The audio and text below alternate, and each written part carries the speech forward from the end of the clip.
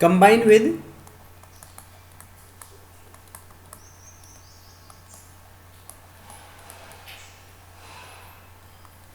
two other elements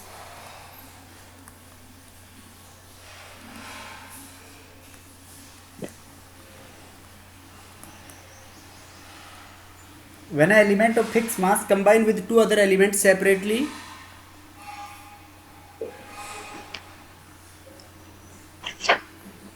to form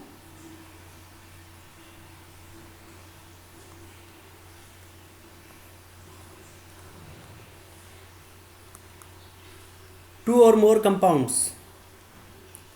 When an element of fixed mass combine with two other elements separately to form two or more compounds, या दो compounds बनाए to form two compounds, then the ratio of their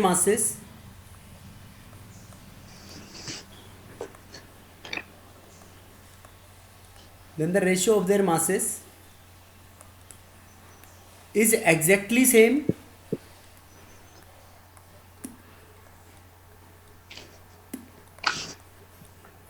or in multiple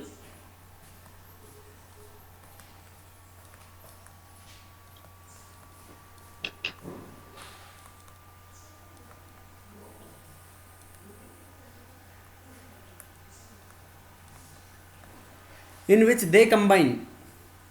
When an element of fixed mass combine with two other elements separately to form two compounds, then the ratio of their masses is exactly same or in multiple in which they combine with each other, in which they combine to form a compound.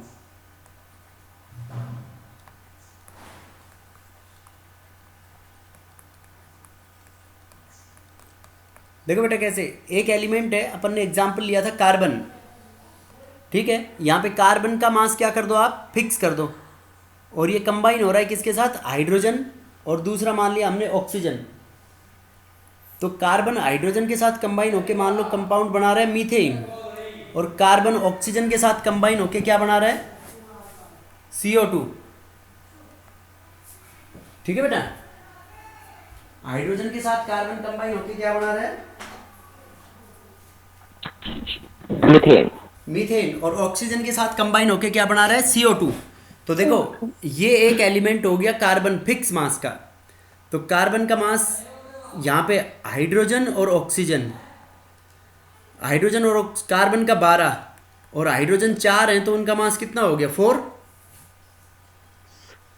और oxygen के साथ carbon का 12 और 2 oxygen का कितना हो गया, 32, right. तो देखो कार्बन का मास दोनों में सेम है, तो कार्बन को तो हटा दो, और हाइड्रोजन का ये 1:8 आ गया। अब देखो then the ratio of their masses, इनके मासेस का रेशियो हो गया 1:8, इज एग्जैक्टली सेम और इन multiple in which they combine. दे कौन हो गए, हाइड्रोजन और ऑक्सीजन 2। तो हाइड्रोजन और ऑक्सीजन 2 कैसे कंबाइन होंगे बेटा, ये देखो हाइड्रोजन का मास, ये दोनों आपस में कंबाइन होके क्या बनाते हैं, वाटर, H2O। तो H2O के अंदर 2 हाइड्रोजन इंटू 1:2 ऑक्सीजन का 16, तो ये 1:8 आ गया। अब देखो 1:8 तो ये दोनों का मासेस का रेशियो कैसे आ गया, एग्जैक्टली सेम। बोलो बेटा। तो और यहाँ पे देखो अब हाइड्रोजन का मास फिक्स हो गया, इसमें हाइड्रोजन दोनों में 2-2 है, तो 2:16, ये तो H और O में आ गया। अब अपने पास H/S 2:32, तो 2 सेम हो गया, ये कैंसिल, तो 16 2 जा 32, तो 1:2, ये O और S का रेशियो है, राइट। अब S और O दोनों आपस में जुड़ के मान लो बनाते हैं SO2, तो SO2 में देखो सल्फर का मास कितना हो गया, 32, और ऑक्सीजन का भी कितना हो गया, 32। तो यहाँ पे ऑक्सीजन इज टू सल्फर, तो ये देखो 32:32, 1:1, तो ये दोनों आपस में किस में हो गए, मल्टीपल में हो गए, समझ गए। Yes sir. या तो मल्टीपल में होगा या फिर उनका रेसिप्रोकल एग्जैक्टली सेम होगा या मल्टीपल में होगा? This is the law of reciprocal proportion. बताओ बेटा, और डाउट हो तो किसी को दोबारा एक्सप्लेन करना है या आगे समझ में? आगे सर आगे समझ। समझ। आगे सर। देखो उसके बाद नेक्स्ट आता है अपने पास गेल उसाक्स लॉ।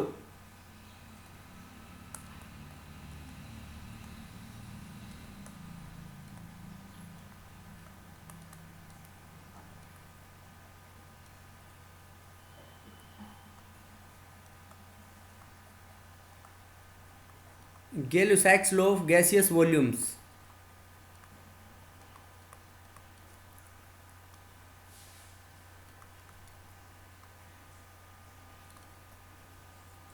तो Gay-Lussac's law of gaseous volumes क्या कहता है?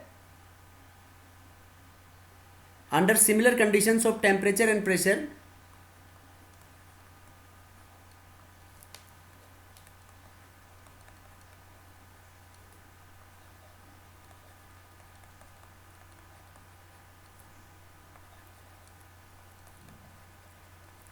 Under similar conditions of temperature and pressure. इसका क्या मतलब हुआ कि टेम्परेचर और प्रेशर की कंडीशंस क्या होंगी? सेम होंगी। ठीक है, equal volume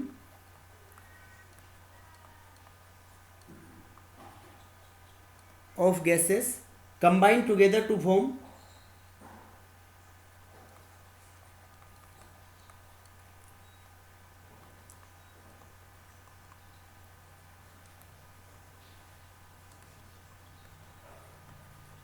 combine together to form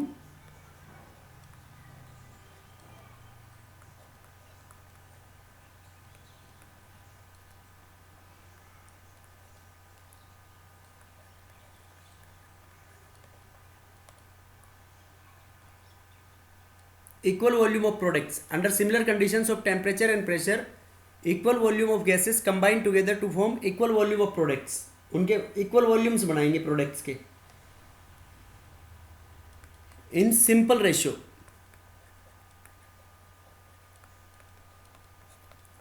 equal volume of gases combine together to form equal volume of products in simple ratio। देखो for example H2 plus O2, 2H2 plus O2 it gives H2O। तो यहाँ पे H2 के 2 volumes हैं तो इसका V volume होगा। तो यहाँ पे H2O कितने बनेगा बेटा? 2V volume. मतलब इनके वॉल्यूम्स का रेशियो क्या होगा आपस में? ये वाटर है, ये जो गैसियस स्टेट में मान लो, ऑक्सीजन भी गैस है और ये भी गैसियस स्टेट में। तो hydrogen is to oxygen is to water का जो वॉल्यूम्स का रेशियो होगा 2:1:2। सिंपल रेशियो है या नहीं? Yes sir. Yes sir. देखो नाइट्रोजन है, nitrogen gas plus 3 mole hydrogen gas, they combine to form 2 moles of ammonia gas. तो देखो इनके वॉल्यूम्स का रेशियो क्या होगा? इसका 1 वॉल्यूम, इसके 3 वॉल्यूम और इसका कितना होगा? 2 वॉल्यूम। तो क्या रेशियो आएगा इसका? 1:3:2, राइट? 1:3:2। ठीक है। Okay sir. H2 है, H2 gas plus iodine gas, it forms 2HI gaseous state में। तो इसका V वॉल्यूम, इसका भी V वॉल्यूम, तो इसके कितने वॉल्यूम बन जाएंगे?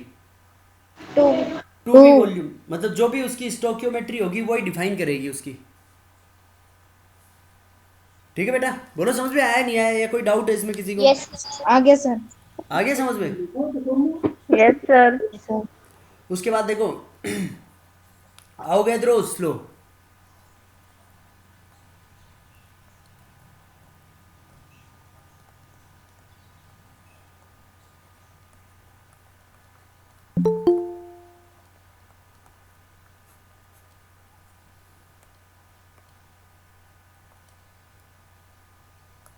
अवोगाद्रोस लॉ किसने दिया था बेटा? Avogadro's law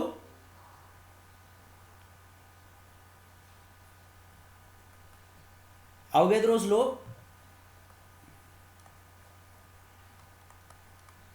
Berzelius.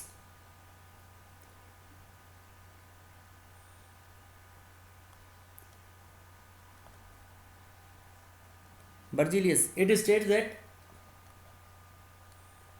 under similar conditions of temperature and pressure,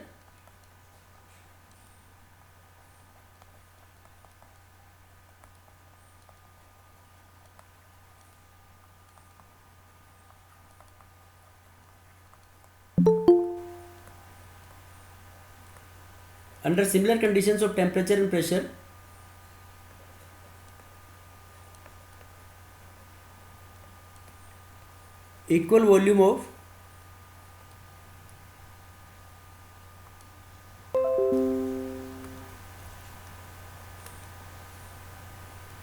all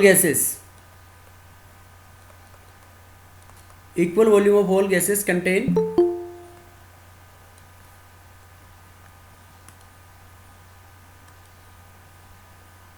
under similar conditions of temperature and pressure, equal volume of all gases contain equal number of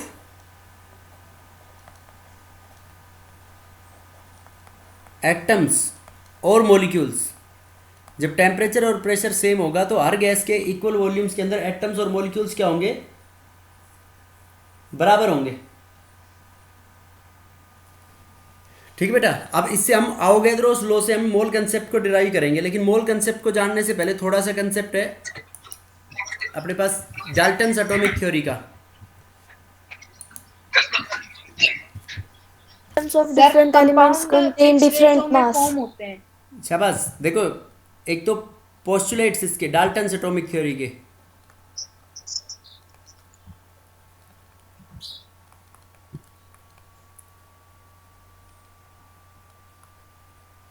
एक तो जैसा कि तुम बता रहे हो कि फर्स्ट क्या हो गया कि matter is made up of small particles known as atom.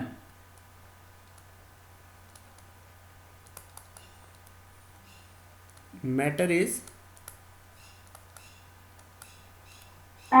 made up of can neither be destroyed nor be very small particles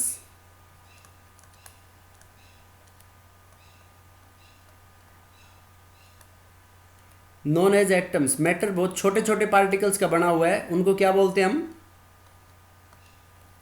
atoms. And these atoms are indivisible.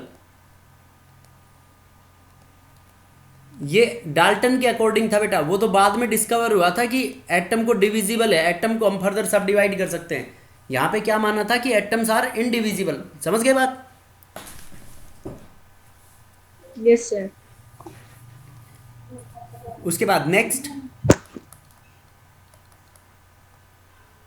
Atoms of a same element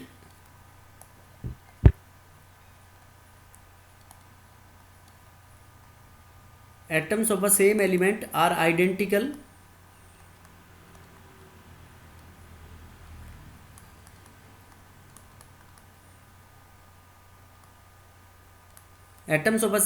are identical in different aspects। अलग अलग aspects में identical होते हैं बेटा atoms of same element. Like shape, उनकी shape एक जैसी होगी, साइज, मास एटसेट्रा। और बताओ, atoms can neither be created nor be destroyed. Yes sir. In a chemical reaction. Very good. Atoms can neither be created nor be destroyed. और बताओ sir, उसने Dalton ने एक्सप्लेन किया था लॉ ऑफ केमिकल कॉम्बिनेशन। शाबाश। He explain the law of chemical combination. कैसे? How he explain?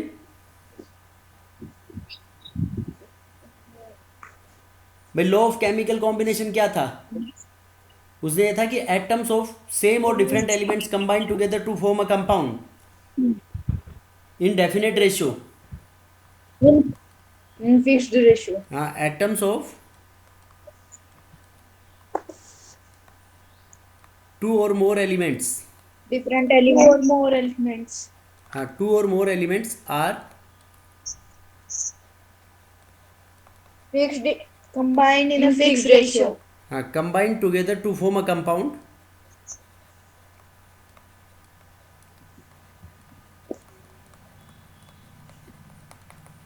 In fixed, indefinite ratio. ये किस चीज को एक्सप्लेन करता है बेटा? ये In fixed. बताओ किस चीज को एक्सप्लेन करता है ये law of constant law proportion of और डेफिनेट conservation, प्रोपोर्शन को एक्सप्लेन law करता of है। chemical combination. Very good.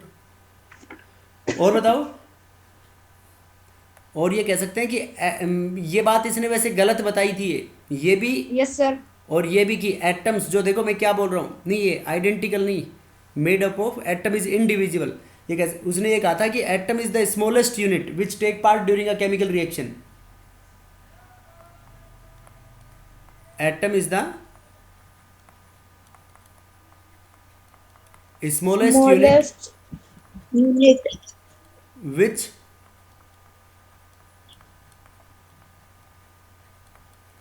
Smallest unit which take part in a chemical reaction. Chemical reaction. वो केमिकल रिएक्शन में पार्टिसिपेट करेगा। एटम बहुत छोटी unit है जो केमिकल रिएक्शन में पार्टिसिपेट करेगा, राइट? Yes, sir. समझ गए बेटा? Yes, Yes, sir. sir. और बताओ, लेकिन ये बात सही थी क्या? Atom. एटम थोड़ी है स्मॉलेस्ट यूनिट जो केमिकल रिएक्शन पार्टिसिपेट करती है। कौन करते हैं? इलेक्ट्रॉन्स करते हैं। Yes, sir. और बताओ, Yes, sir.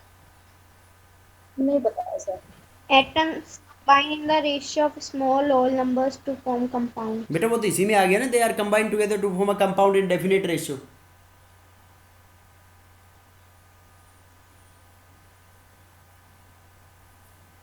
ये कह सकते हैं कि एटम्स ऑफ टू और more elements are combined together to form, they can form two और more compounds, more than one compound बना सकते हैं। Atoms of two different elements, Yes, sir.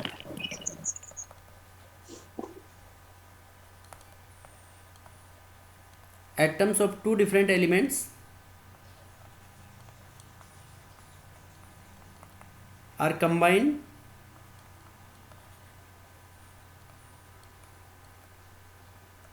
to form a compound। दो different element के जो atoms हैं वो combine होके क्या बनाएंगे? या to form more than one compound. Compound.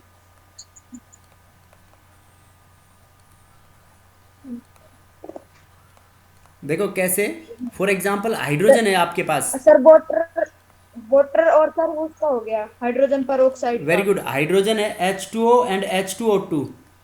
देखो इसमें हाइड्रोजन H2O2 और H2O2, हाइड्रोजन 2 है और ऑक्सीजन 1 है, और इसमें 2:2 है दोनों। 1:2। तो अलग अलग रेशियो में आ रहे हैं ना, कंपाउंड बना रहे हैं। Yes sir. SO2 and SO3, यहाँ पे सल्फर इस टू ऑक्सीजन का रेशियो 1:2 और यहाँ पे 1:3, राइट? Yes, sir. समझ गए बेटा? Yes, sir. ये डाल्टन्स एटॉमिक थ्योरी। बाकी डाल्टन्स एटॉमिक थ्योरी को मतलब इसकी लिमिटेशंस है, क्या होंगी इसकी लिमिटेशंस?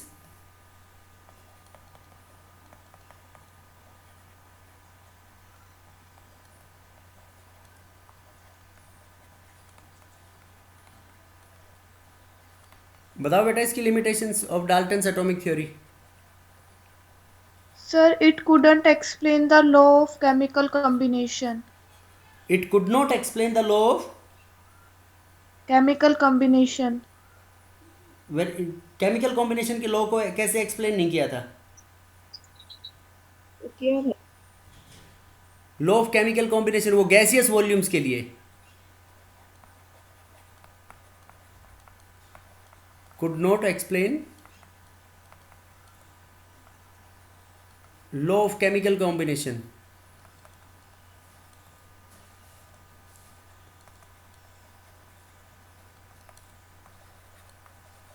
of gaseous volumes। और बताओ,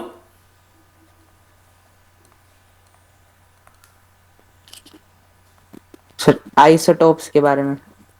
आइसोटोप्स के बारे में वो एटॉमिक थ्योरी तो ये कहती थी कि आइडेंटिकल मासेस होते हैं, लेकिन आइसोटोप्स के डिफरेंट एटॉमिक मास होते हैं ना। हाँ, आइसोटोप्स के डिफरेंट मास होते हैं तो उनके ऊपर वो एप्लीकेबल नहीं होगा बस उसके अंदर, तो कि लॉ ऑफ, जो तुम्हारा लॉ ऑफ कांस्टेंट और डेफिनेट प्रोपोर्शन वाला।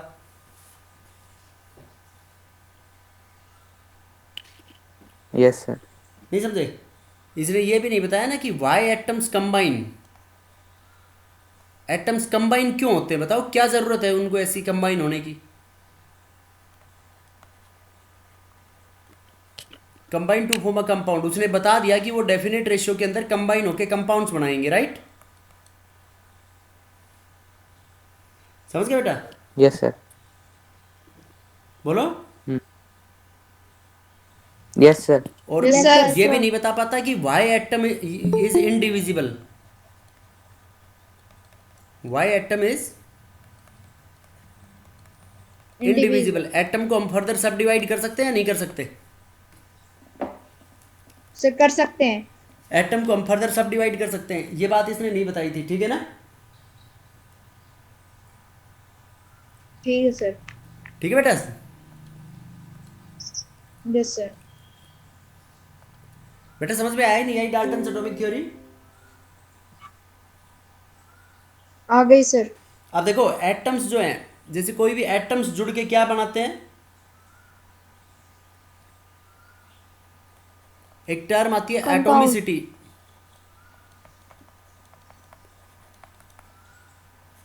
एटॉमिसिटी का मतलब क्या होता है कि किसी भी सब्सटेंस के अंदर कितने एटम्स हैं।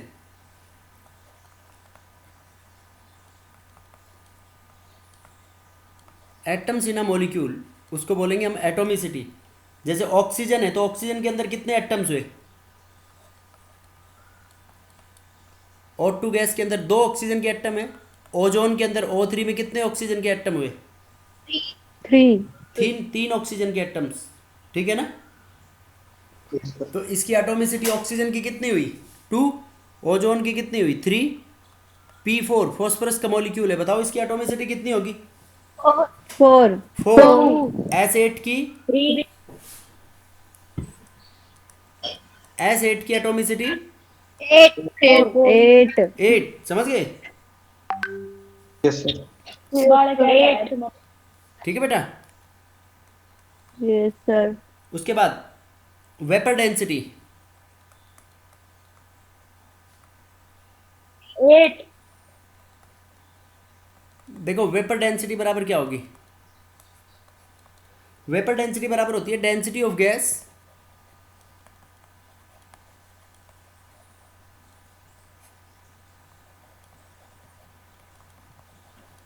Upon density of hydrogen H2। अब देखो इस डेंसिटी को हम रिलेट करेंगे मॉलिक्यूलर मास से, मोल कंसेप्ट से।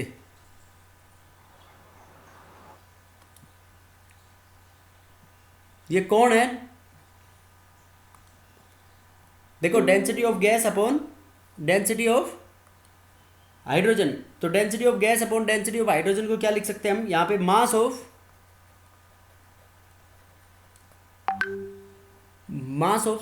Of a certain volume of gas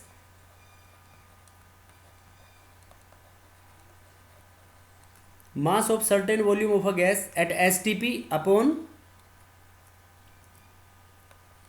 mass of hydrogen at STP। mass of certain volume of gas at STP upon mass of hydrogen। ठीक है बेटा? mass of certain volume of a gas at STP upon mass of hydrogen at STP, तो इसको क्या लिख सकते हैं हम बताओ? इसको मैं ऐसे पुट कर सकता हूं कि मास of 1 molecule of gas upon mass of 1 molecule of hydrogen. एक मॉलिक्यूल हाइड्रोजन का कितना मास होता है?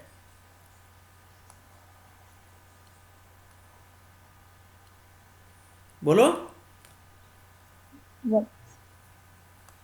वेपर डेंसिटी वीडी बराबर ऐसे पुट कर सकते हैं mass of a gas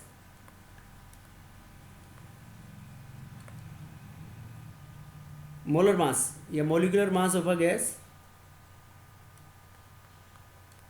upon hydrogen का मोलिकुलर मास कितना हो गया 2, तो this implies molecular mass of a gas बराबर twice of vapour density. Vapour density का क्या होगा वो ट्वाइस। ट्वाइस होगा। समझ गए बेटा? अरे बोलो Yes, समझ में sir. आया नहीं आया? Yes sir. आगे यस सर। ये Yes, बेटा sir. न्यूमेरिकल में Yes, सीधी sir. लगाना पड़ेगा ये कंसेप्ट तुम्हारे को। सीधा क्या वेपर डेंसिटी गिवन होगी और मोलिकुलर मास निकालना होगा, तो बता दोगे? बता देंगे सर। Yes, sir. अब एक तुमने 9th क्लास में एएमयू पढ़ा होगा, atomic mass unit. Yes, sir. तो 1 एएमयू बताओ किसके बराबर होता है?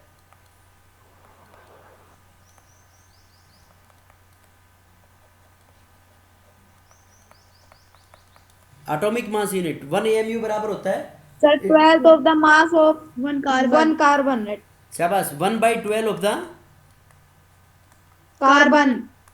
कार्बन नहीं बेटा, carbon atom 1/12 of the mass of an carbon Carbon atom. atom. It is equal to 1/12 of the mass of an carbon atom.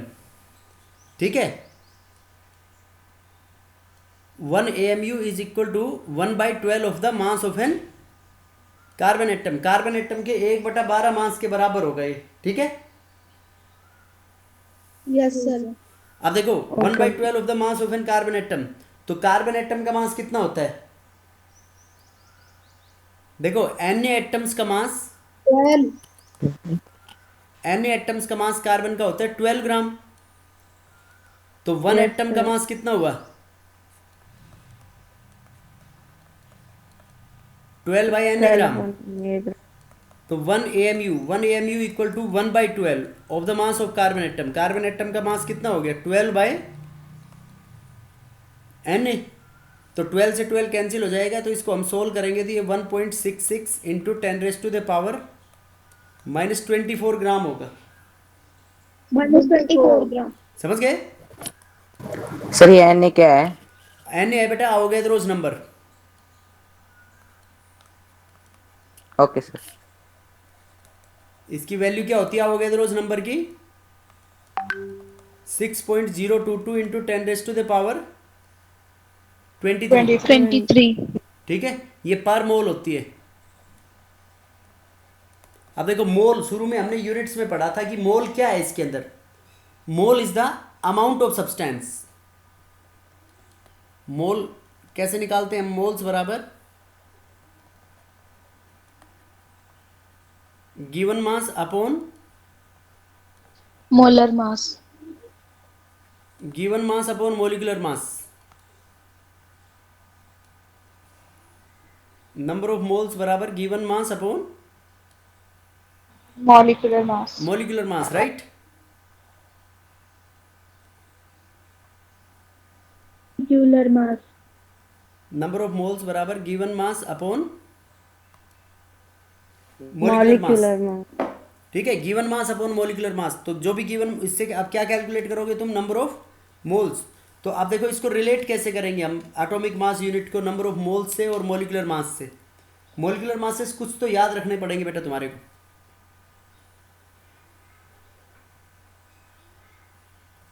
जो तुम्हारे पास मास गिवन होंगे, जैसे फॉर एग्जांपल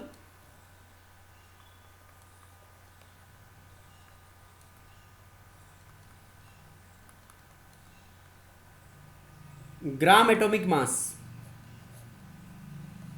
तो ग्राम एटॉमिक मास का नंबर क्या क्या होता है? दिस इज यूज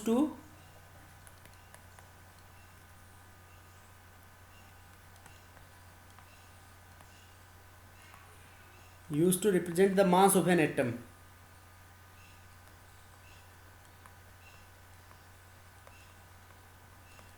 एक एटम के मास को रिप्रेजेंट करने के लिए काम में लिया जाता है बेटा ग्राम एटॉमिक मास। ठीक है,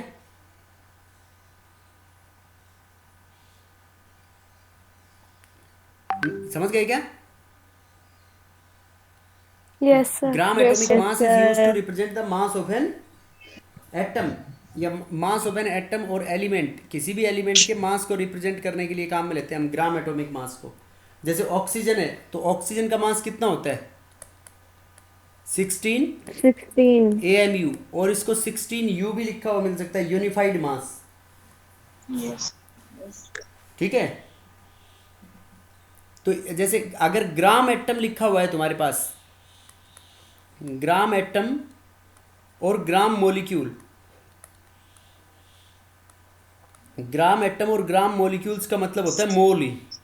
ये किस चीज को रिप्रेजेंट करते हैं, मोल को। तो 16 मतलब 1 एटम का मास तो हो गया 16, और 1 ग्राम एटम, 1 मोल का मास कितना हुआ, 1 मोल का मास हो गया 16 ग्राम, और 16 AMU किसका मास हुआ, ये 1 एटम का मास हुआ ये। समझ गए बेटा? Yes, sir. बोलो दोनों चीजों में डिफरेंस पता लगा या नहीं लगा? Yes, sir. सर एक बार फिर बता दो आप। देखो जैसे ये ले लिया HCl, हाइड्रोजन क्लोराइड, तो हाइड्रोजन क्लोराइड के लिए तुम हाइड्रोजन का 1 मास लेते हो, और ये क्लोरीन का 35.5 लेते हो ना, Yes, sir. तो ये हो गया आपके पास 36.5। तो ये 36.5 U लगा दो इसके आगे, और लगा दो AMU, एटॉमिक मास यूनिट, और U का मतलब होता है यूनिफाइड मास। तो ये जो 36.5 मास हुआ, ये बेटा एक HCl के मॉलिक्यूल का मास हुआ। किसका मास हुआ ये, 1 HCl के मॉलिक्यूल का मास। अब इसका अगर ग्राम मोलिकुलर मास मतलब ग्राम एटॉमिक मास मतलब 1 मोल का मास, और ग्राम मोलिकुलर मास मतलब 1 मोल मॉलिक्यूल्स का मास। तो ये जैसे HCl का मास है, तो ये ग्राम मोलिकुलर मास लेंगे हम इसका, तो इसका ग्राम मोलिकुलर मास कितना होगा 36.5 gram. 36.5 gram, this is the mass of 1 gram molecule. 1 gram molecules का मतलब 1 ग्राम मॉलिक्यूल्स का मतलब क्या हुआ, 1 मोल, एक ही बात है। ग्राम मॉलिक्यूल हो या ग्राम एटम हो, उसका मास होगा 1 मोल। नहीं समझ आया बेटा? आ गया सर। देखो ये 36.5 तो किसका मास, अगर U और AMU लगा हुआ है तो वो तो किसका मास हुआ, 1 मॉलिक्यूल का, शाबाश। और ये ग्राम मोलिकुलर मास जो है ये किसका होगा 36.5, 1 मोल। ये 1 मोल का मास होगा। देखो दोनों की मोल यूनिट का। में ही तो फर्क है, जो न्यूमेरिकल वैल्यू है वो न्यूमेरिकल वैल्यू दोनों की सेम है या नहीं है, बोलो बेटा? Yes sir. Numerical value same है, तो what is the basic difference, मतलब बेसिक डिफरेंस क्या हुआ इसके अंदर, यूनिट का। तो मतलब ग्राम मॉलिक्यूल्स का मास है, तो वो 1 मोल का मास दे रखा है। ग्राम एटॉमिक मास दे रखा है, तो ग्राम एटॉमिक मास मतलब एक एटम, ये 1 मोल एटम्स का मास हुआ। और U लगा हुआ तो AMU, ये बहुत इंपॉर्टेंट है बेटा, ये बात, ये आपको मतलब नोट करके दिमाग में बैठानी है, दिस इज वेरी इंपॉर्टेंट। समझ गए? Yes sir. अब देखो इसके बाद नेक्स्ट आता है अपने पास, ये अभी एन ने पूछ रहे थे जो तुम अवोगाद्रोस नंबर।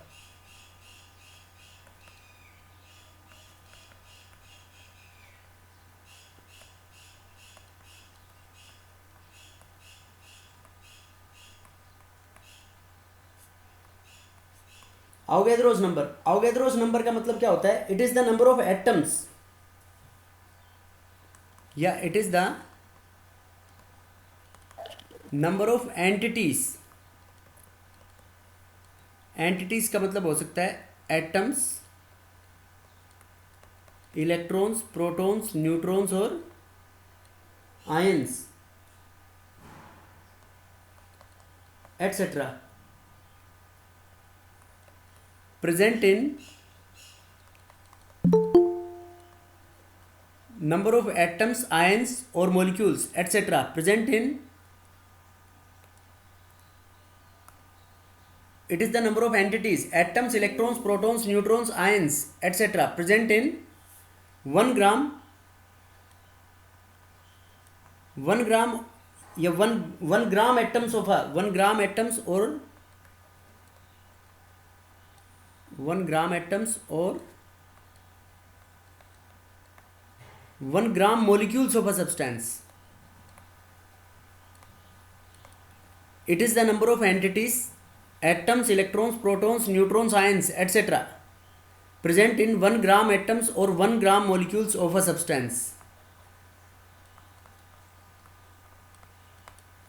ठीक है बेटा, समझ में आया नहीं आया? Yes sir. It is the number of entities, atoms, electrons, protons, neutrons, ions, etc. present in 1 gram atoms or 1 gram molecules of a substance. 1 gram atoms और एक तो मतलब 1 मोल में कितने होंगे ये, उसको हम अवोगाद्रोस नंबर बोलते हैं। ठीक है, ओके सर। जैसे मैं ये बोलूँ तुम्हारे को कि 1 मोल ऑफ कार्बन एटम्स, तो 1 मोल ऑफ कार्बन एटम का मतलब क्या हुआ? 1 मोल ऑफ कार्बन एटम्स का मतलब उसका मास हो गया 12 ग्राम, 12 ग्राम। 12 ग्राम। और 1 कार्बन एटम का मास कितना हुआ? 12 AU।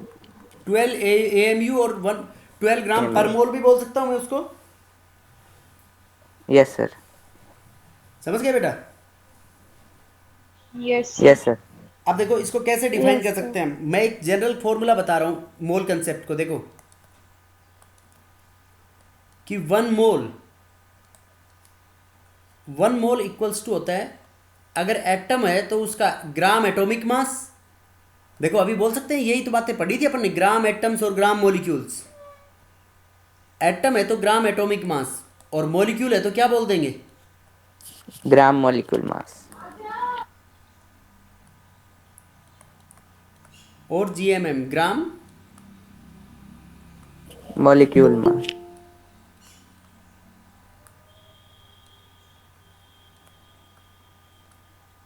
ग्राम एटॉमिक मास और ग्राम मॉलिक्यूलर मास, राइट? 1 मोल बराबर ग्राम एटॉमिक मास और ग्राम मॉलिक्यूलर मास। ठीक है बेटा? 1 मोल बराबर ग्राम एटॉमिक मास और ग्राम मॉलिक्यूलर मास। और क्या बोल सकते हैं इसको हम? 1 mole equals to Na Avogadro's number molecules. 1 mole equals to Na molecules, और 1 mole equals to n into Na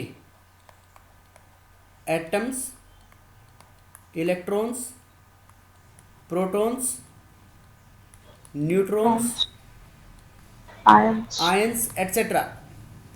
n into Na atoms, electrons, protons, neutrons, ions etcetera, ये सारे 1 मोल के अंदर होंगे।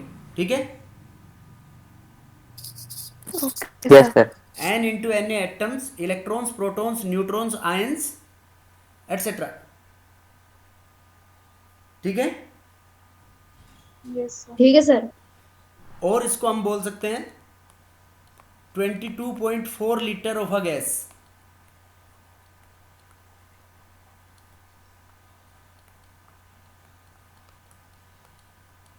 एट STP और NTP, standard temperature pressure conditions और normal temperature pressure conditions.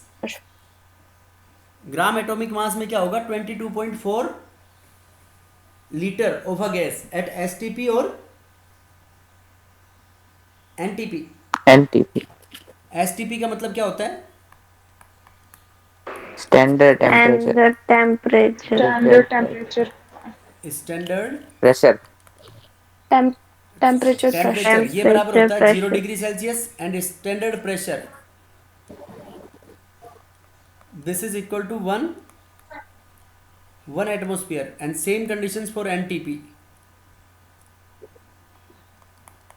NTP means similar, normal temperature pressure. शाबाश, normal temperature and pressure conditions.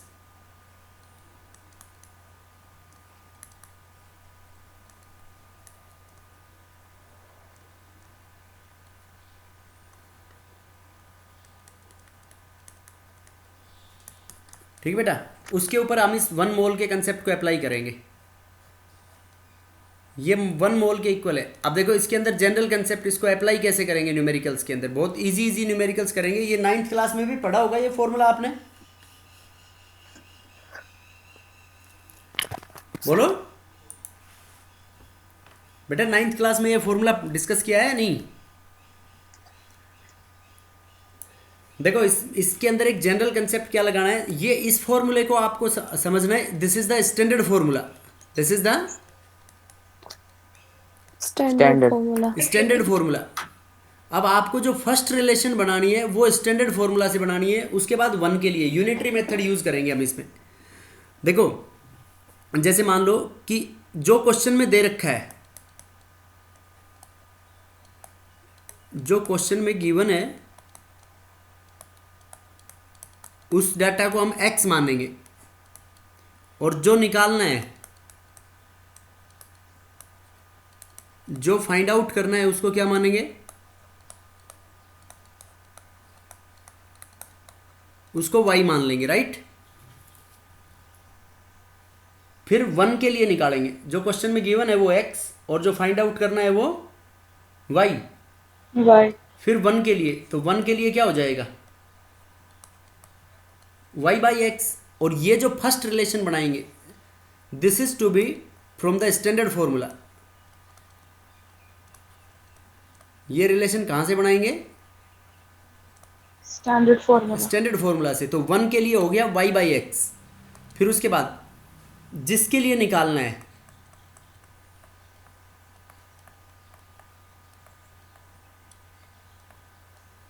जिसके लिए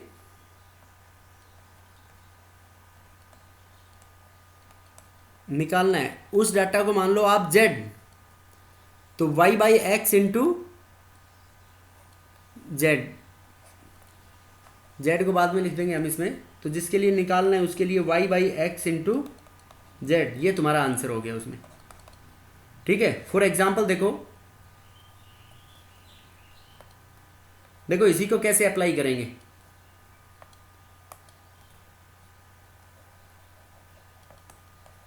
calculate number of CO2 molecules into 44.8 liter of CO2 at STP. Number of CO2 molecules in 44.8 liter of CO2 at STP. तो CO2 molecules का वजन कितना हो गया बेटा, देखो CO2 का वजन है 44 ग्राम पर मोल, एक मॉलिक्यूल्स का वेट। अब तुम्हारे को गिवन क्या है, वॉल्यूम, और पूछा क्या है तुम्हारे से, नंबर ऑफ मॉलिक्यूल्स। तो देखो गिवन वॉल्यूम है, तो वॉल्यूम स्टैंडर्ड फॉर्मूला में, देखो स्टैंडर्ड फॉर्मूला में 22.4 लीटर है ना, बोलो बेटा। Yes sir. देखो स्टैंडर्ड फॉर्मूला में ये देखो 22.4 लीटर में उनमें रिलेशन बनानी है। ये देखो 22.4 ये रहा, और ये एन ए मॉलिक्यूल्स रहे, है ना। तो 22 ये सारे बराबर हैं, तो ये आपस में भी सारे बराबर होंगे। तो 22.4 लीटर में कितने मॉलिक्यूल्स हो गए, बताओ।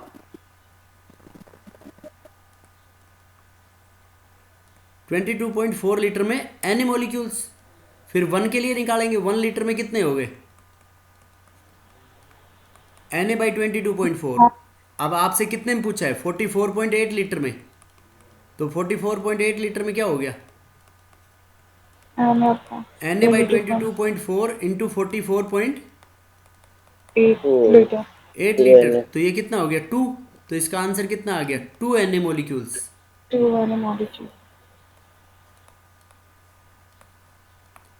बोलो क्लियर है या नहीं? Yes sir. क्या होंगे बेटा इसके अंदर, Yes, sir. 2 N A molecules, right. अरे बोलो, समझ में आया नहीं आया ये? यस आ गया सर। Sir, हाँ बेटा, बोलो बेटा। आ गया।